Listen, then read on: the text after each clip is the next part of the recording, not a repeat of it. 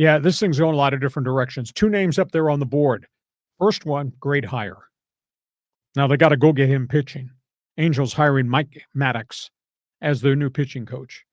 This guy was responsible for fixing all things wrong with the Texas Rangers as they got World Series bound, won a ring, fixed that rotation. He's been a major league pitching coach for the last 16 years. Pretty good resume. He's gone to the Angels. Now they got to go get him some arms. That'll be very intriguing to see who they're going to get because they just don't have enough pitchers. End of argument.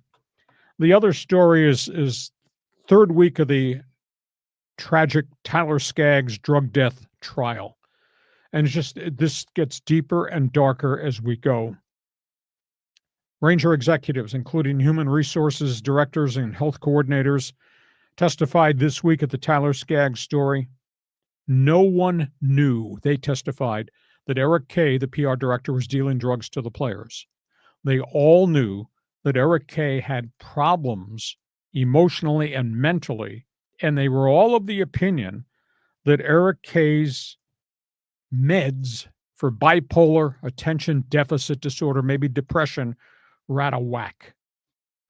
The HR people who testified indicated they helped get Eric Kay into a Kaiser Permanente rehab center for 6 weeks, and that Eric Kay came out as a new man. Unfortunately, Eric Kay relapsed again. Relapse is indeed part of recovery. The shocker, team doctor confirmed yesterday he wrote prescriptions for 600 low-dose pills of Vicodin to help Eric Kay deal with his medical issues, the mental issues, the health issues. However, the doctor said at the point he was writing these prescriptions over a 3-year window, he never paid much attention to the fact that this Vicodin was possibly addictive, only because he said the amount of milligrams in the Vicodin pills was very small. Eric Kay wound up taking 5 Vicodin tablets a day, so he was overdosing on the small amounts that he was given. The doctor indicated, though, that once he thought Eric Kay was becoming a drug addict, the doctor met with the Angels and they helped get him into the Kaiser Permanente Rehab Center.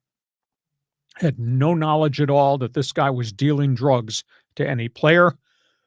He also told Eric Kay to his face, "I will not write you any additional prescriptions if you think you're going to take the meds I give you and give them to players in that clubhouse." So there's just enormous contradictions of, I saw this, I never reported this, my perception was his meds were out of balance for a wide variety of personality problems, never knew he was dealing with any of his players. And the family's insistent, you employed a PR director for years who was a drug addict, sent him off to rehab, brought him back, kept him on the job, and let him go on a road trip, and Tyler Skaggs died because that guy gave him pills. Very complicated story. Again, we're continuing to report it day by day. I write about it on my website day by day. Dark, dirty, very emotional.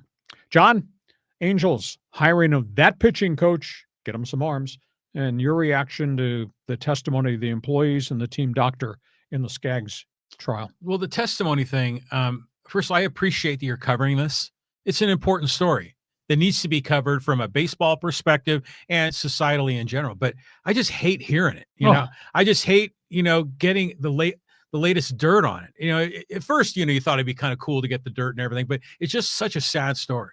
Dark and dirty. It is. And so it's just another thing with the Angels franchise. But let's give credit where credit's due. Mike Maddux is a nice hire. Nice resume. Yeah, he really is. And I remember when he was pitching, him and his brother back in the day. I mean, Greg was obviously the better pitcher, but Maddux has done extraordinarily well as a coach. And wasn't he the pitching coach for the Dodgers for a while? Short time. And Cardinals, Astros, amongst other places, has had a lot of success. And he's the one that flipped the Texas Rangers. I mean, he got all kinds of accolades for what he did with that staff that had been torn apart by injuries. Yeah, so you figure between those two Maddux brothers, they know a lot about how to throw the ball. So good on that. That's a building block, I think, that we can have some enthusiasm for. Okay, let me just ask baseball fans who are following us on this podcast your reaction to all the data we're giving you on the Tyler Skaggs tragedy. We've tried to present both sides of the testimony so far. We're in the tail end of week 3. If you want to respond, Fans Forum chat box is open.